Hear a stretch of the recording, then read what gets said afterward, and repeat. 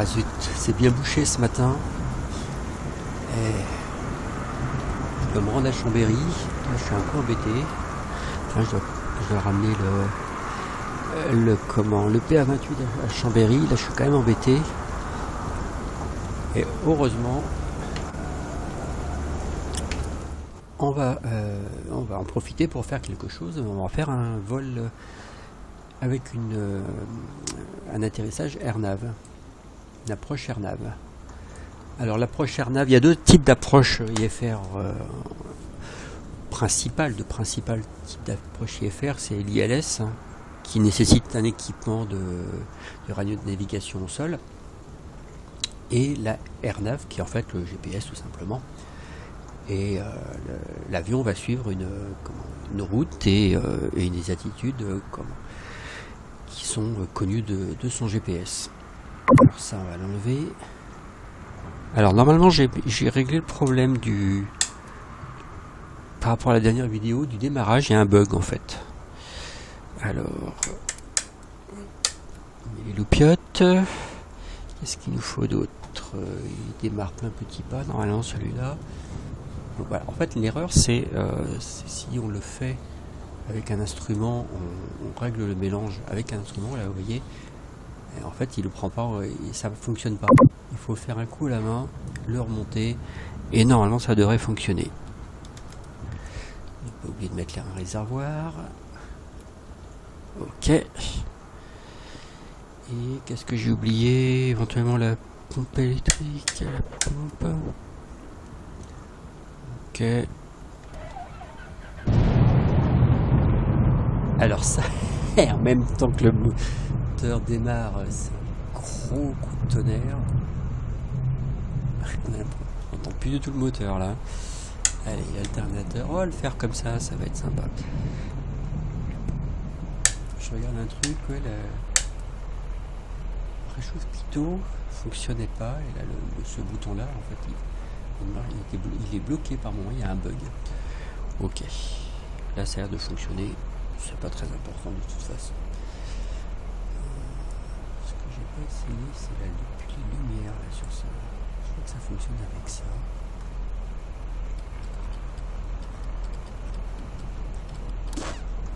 Voilà, on va faire grand chose.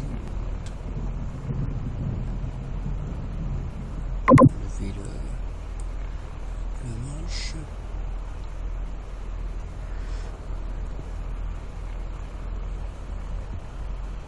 Ok.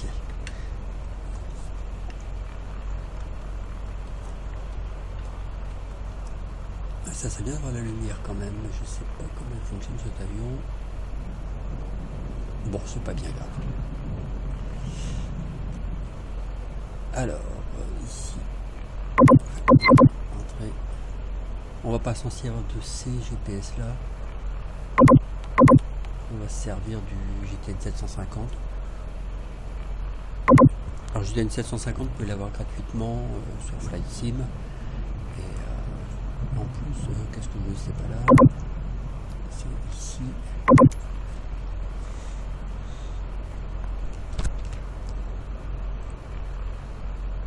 Donc lui, il fonctionne avec une tablette tactile. Normalement, en fait, dans un avion, c'est une tablette tactile. Là, on peut l'avoir sous cette forme-là, ce qui est assez pratique. Alors, on va rentrer Fox Lima Papa. Donc ça, c'est notre départ à Annecy. Destination, ma Fox Lima Bravo. C'est-à-dire Chambéry Extérieur, l'aéroport. Ok. Ici, on va aller charger une procédure qui est donc la procédure AirNav. Sur la 18, AirNav 18 Zulu, Colo, oui c'est celle-là, c'est la Colo. Il y a deux façons d'y arriver, il y a Piruve. Si on regarde ici, je peux l'agrandir. Hop. Voilà. On pourrait y arriver par Piruve ou par Colo. Donc là, on le fait par Colo. Ok. Alors par sécurité, je vais mettre l'ILS. La fréquence de l'ILS de Chambéry. 9,5. Ça, j'aurai un double guidage en quelque sorte. Parce que le problème de la AirNav, c'est qu'on n'a pas le guidage. On a le guidage vertical, l'avion va descendre tout seul, mais on n'a pas l'indicateur de glide, on ne sait pas où on se situe par rapport au glide. Sur certains liners, j'ai vu que c'était indiqué. Là, non. Donc, Lima Fox, Lima Papa, on va directement faire l'approche et aller directement sur Colo à 6500 pieds. Donc là, on va programmer notre pilote auto. Alors, est-ce que on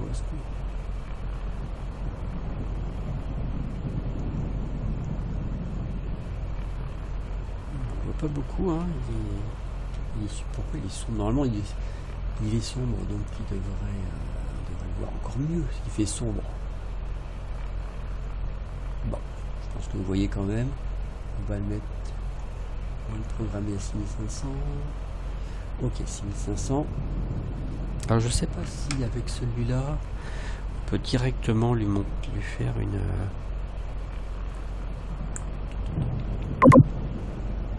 ça c'est la vitesse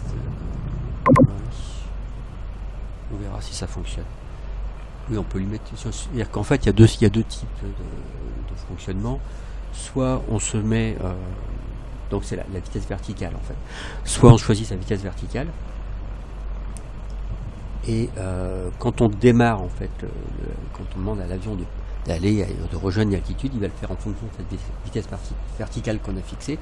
Soit quand on déclenche ce mode de vitesse verticale VS, il va prendre par défaut la vitesse verticale qu'on a actuellement, et après ça sera à nous de l'ajuster.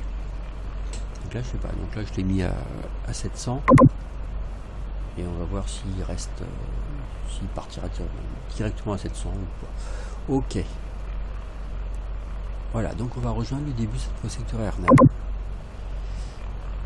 C'est bizarre ces affichages parce que normalement il devrait, sur les écrans ça devrait afficher. Pas besoin de... Bref. Ok, j'ai rien oublié. Je vais mettre un cran de volet.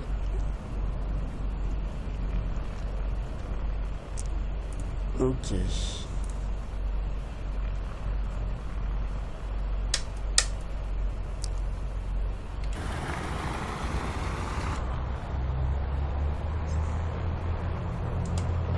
J'enlève le frein de parc, ça marchera mieux.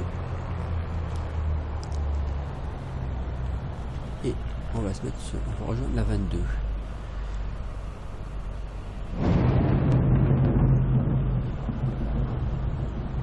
Apparemment il y a un autre avion qui est là-haut. C'est le trafic temps réel, ça vient peut-être de là.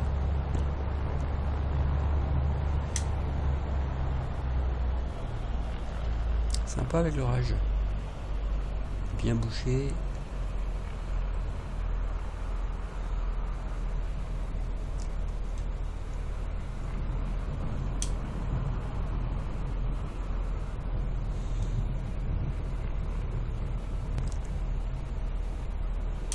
C'est un planeur en fait.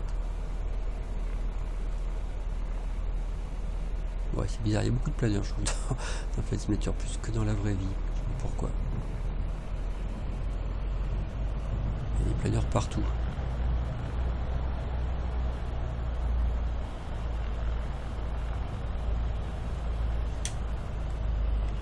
J'ai pas moyen de régler l'affichage quand même du pilote auto, on voit rien, c'est quand même curieux. Au contraire, on devrait voir beaucoup, vraiment bien quoi. Il n'y a pas une molette tournée, un truc, non, il n'y a rien. Non, ça c'est les réglages, hein, ça n'a rien à voir. Moi qui voulais utiliser cet avion justement parce que les automatiques était facile à lire sur le tableau de bord, et en fait c'est super curieux quoi. Plus il fait sombre, j'ose pas imaginer de nuit ce que ça peut donner quoi.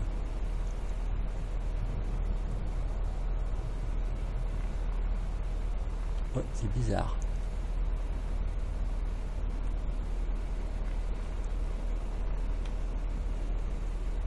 Et plus il fait sombre, plus les affichages numériques sont sombres. Curieux quand même, normalement on devrait les voir 2 fois plus.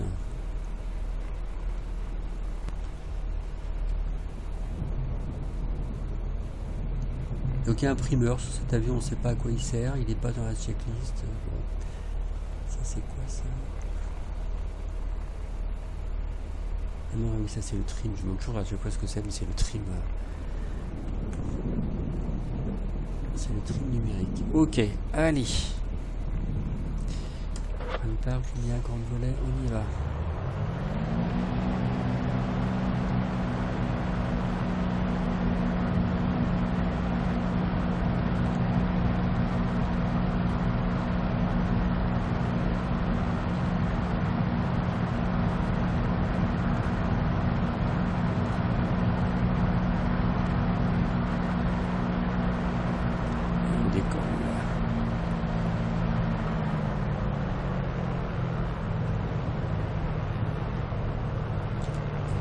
Directement le pilote automatique. Normalement le mode nav, est-ce qu'il prend en compte? Ok.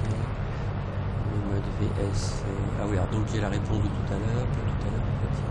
Question, est-ce qu'il allait monter à la vitesse que j'avais fixée? Ben non, en fait c'était à la vitesse à laquelle j'étais.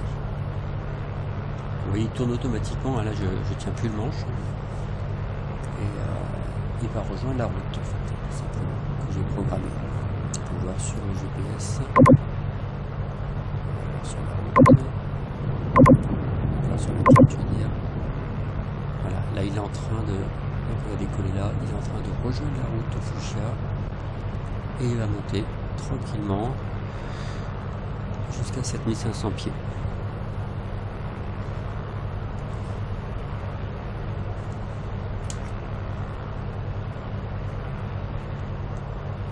Et on ne devrait pas y voir grand chose. Regardez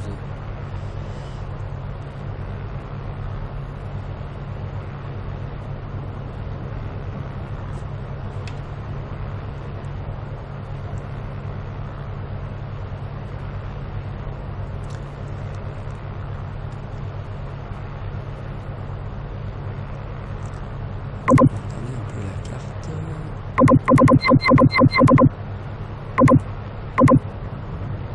Donc on est là, on va rejoindre Colo qui est le départ de la procédure d'approche, Airnav. Là l'avion va tourner tout seul normalement vers là, vers le sud, et puis donc ici on sera à 6500 pieds, à un autre point on doit passer à 5000 pieds, on va être celui-là, non c'est plus loin que ça je pense, et à 5000 pieds, et ensuite on sera en procédure d'approche.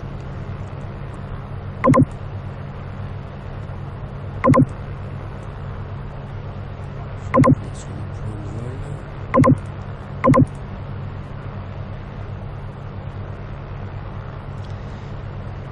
Je surveille un peu les instruments.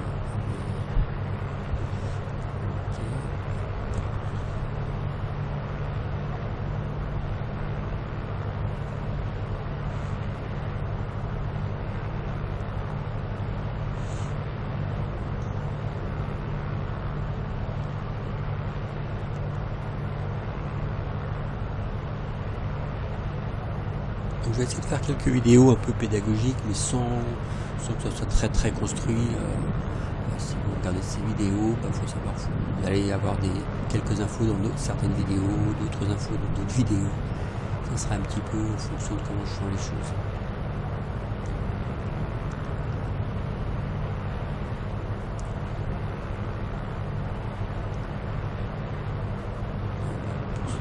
Vu qu'on n'a pas pris les procédures de départ, c'est ce qu'on appelle une seed, une procédure d'arrivée à une star, ça on l'a pas pris. On va direct sur l'entrée de la procédure d'approche Airnav, et on va suivre la procédure d'approche Airnav. Super visibilité, génial. Alors, l'altitude, on arrive à 4005. Il faut qu'on soit à 6005.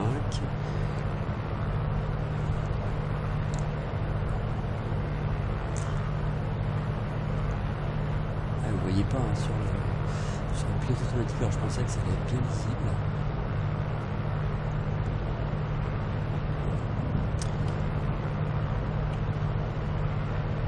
Donc voilà, nav. Donc on est en mode nav, ça veut dire qu'on va suivre les points qu'on a enregistrés. VS, vitesse verticale, c'est comme ça qu'on monte avec une vitesse verticale uniforme, enfin je veux dire qui ne change pas. L'avion maintient cette vitesse verticale jusqu'à 6500 pieds et halte en fait, qui indique qu'on va jusqu'à 6500 pieds.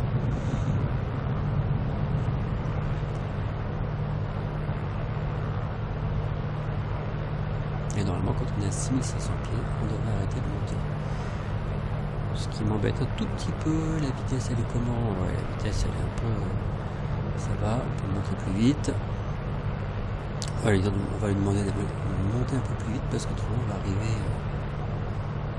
pas arriver à la bonne altitude. Voilà, ça va être... Donc l'altitude qui monte ici, bah, je surveille la vitesse ici. Parce que je suis à 1400 pieds. Oh là! Ah non, changer de couche.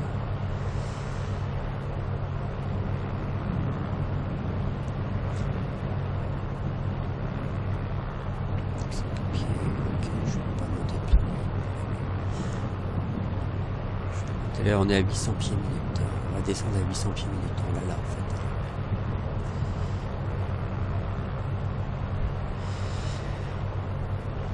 Je vais régler, alors ici vous allez voir que ça va tourner, la course de...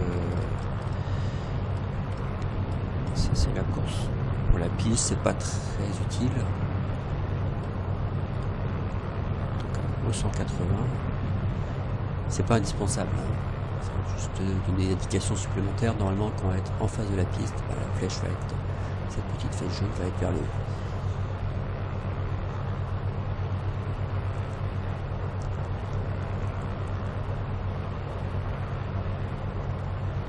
Okay, on approche du point colo, on va pas tarder à tourner à gauche tout seul et on a dû se stabiliser, où je regardais plus, on s'est stabilisé à 6500 pieds. Je vais programmer tout de suite. Voilà, il tourne. On ne voit même pas qu'il tourne en fait. On n'a même pas senti qu'il tournait, mais là il tourne. Et donc, si vous voyez ici, on va lui demander de descendre à 5000.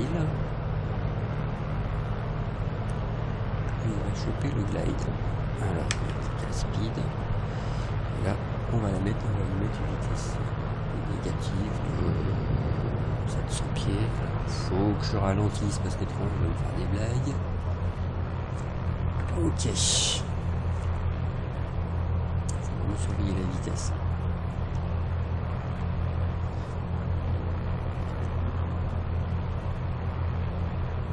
Je vais appuyer sur le bouton approche. Ici. Ça continue quand il sera dans le glide, on approche, quand il sera à la bonne altitude, quand il va capter, il va descendre tout seul en fait. Pourquoi il descend pas? Zut. Ah.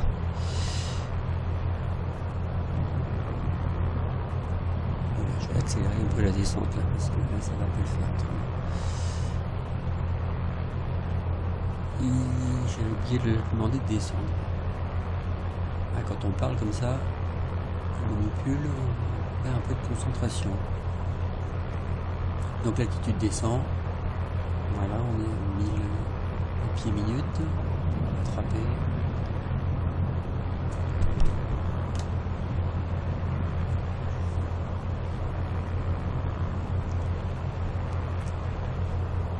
Donc on va être au point.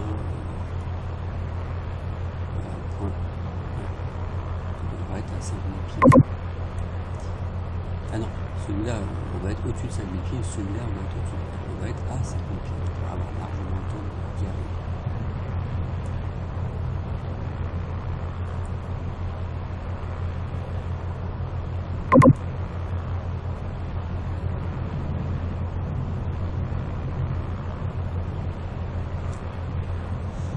On va descendre un peu moins vite, ça. On va descendre trop vite. La vitesse.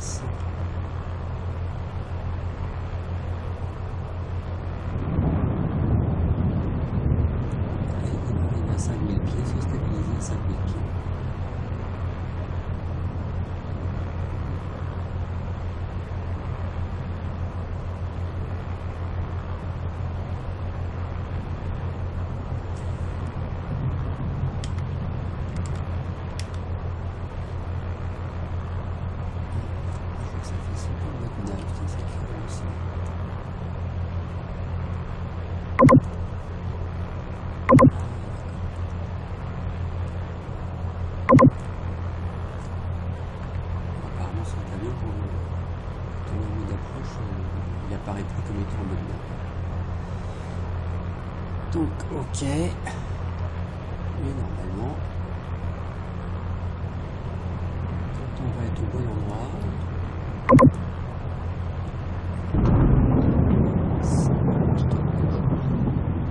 même si on est toujours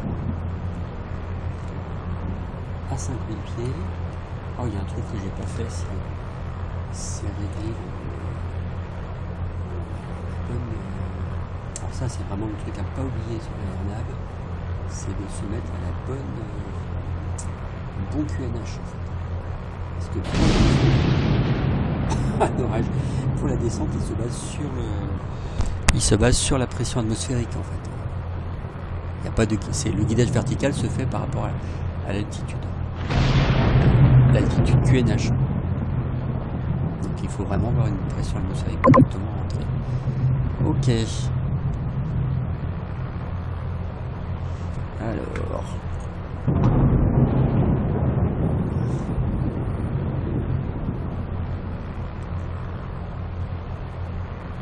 Est-ce qu'il a bien pris? Ouais. Alors quand on va arriver à 0 ici, il va commencer à descendre. Ici. Donc là on est bien bloqué à 50 pieds. Il est un peu trop ralenti. Je vais lui mettre plein petit pas. Plein riche. Normalement. Voilà. Ici ça commence à descendre. Et il descend. Donc là on surveille bien la vitesse pour pas aller trop vite.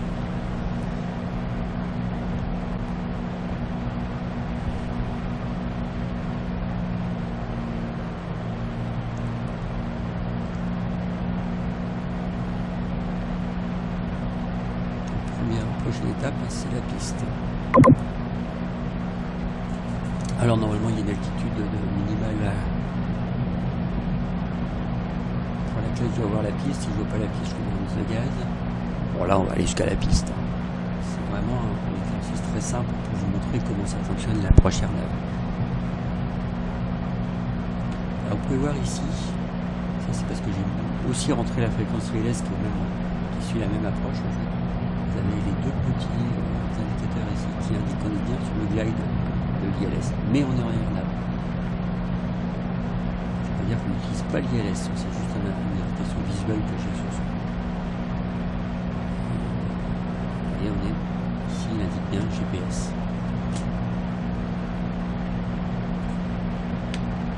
Autrement, il indiquerait VLOC. L'altitude. La vitesse, je veux dire. Vitesse.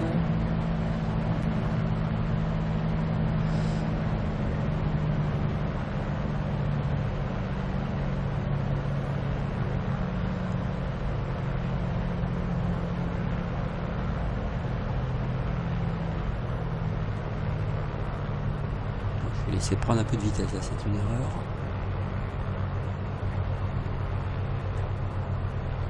On est au-dessus du lac du Bourget. C'est ce qu'on voit là, la masse bleue sur le lac du Bourget. Je vais lui des gaz. On descend à une vitesse qui va bien. Et mettre les volets à un moment.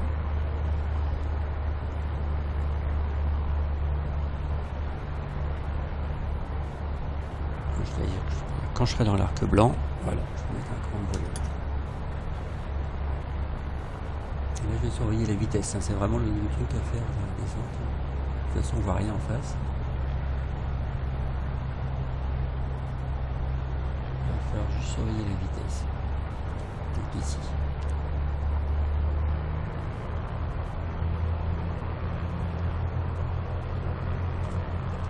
Je pense que c'est bon avec cet avion.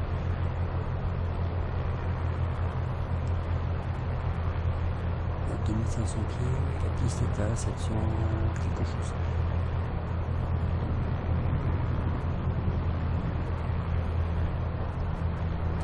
Alors j'aperçois sur le côté, je vois rien en face, mais j'aperçois sur le côté un peu les rives du lac, c'est excellent, on aperçoit sous l'aile. On ne devrait pas tarder à voir en face la piste. On surveille. On surveille la vitesse.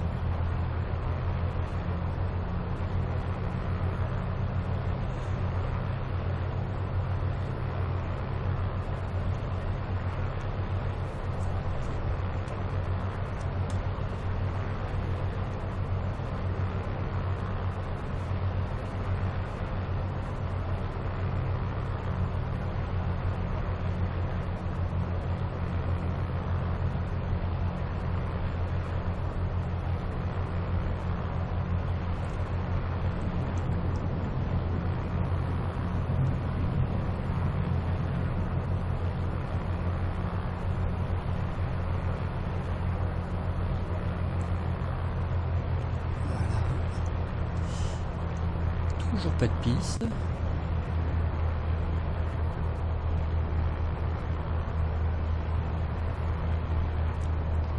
la vitesse.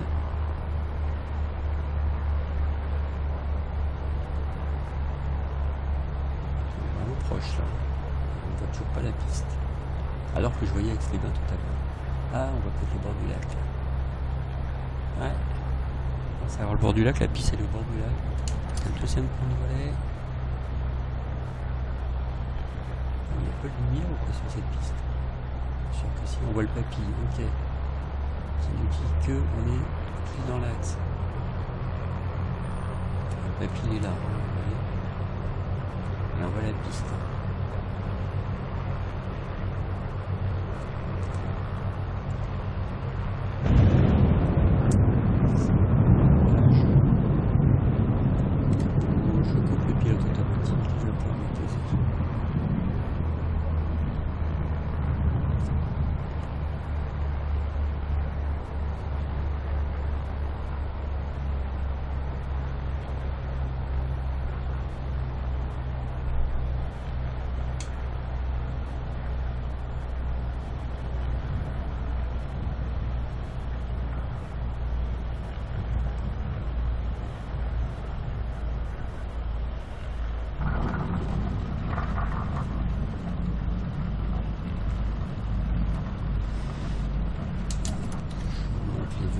Jusqu'au bout de la piste, aller jusqu'au parking Lima.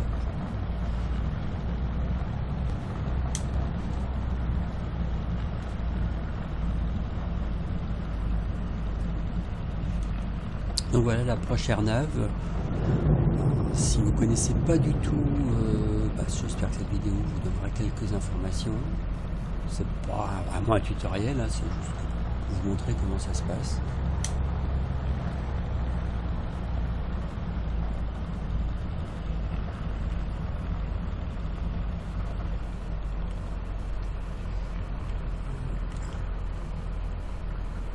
Sortie Syrah.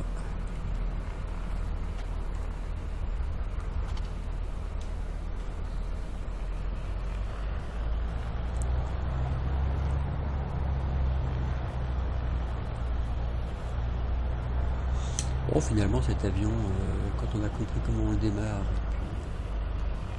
voilà, il n'est pas si mal que ça. Faut vraiment surveiller la vitesse parce que on sent pas du tout. Donc j'avais constaté qu'il à 155 nœuds, il se disloque alors que la barre rouge est à 180 je crois, ou 170. On va rentrer par là, à droite, jusqu'où à reprendre notre entrée.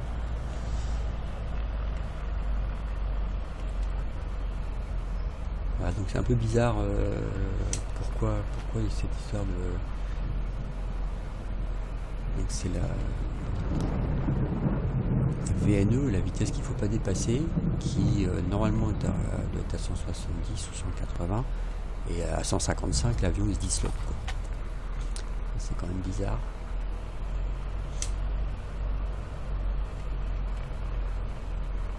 Et puis bon, sans crier gare, sans prévenir, ça vibre pas, on vole apparemment normalement, boum. C'est vraiment pas normal ça. Voilà. Alors j'espère que cette vidéo vous a plu, puis on essaiera d'en faire d'autres. Bonne journée.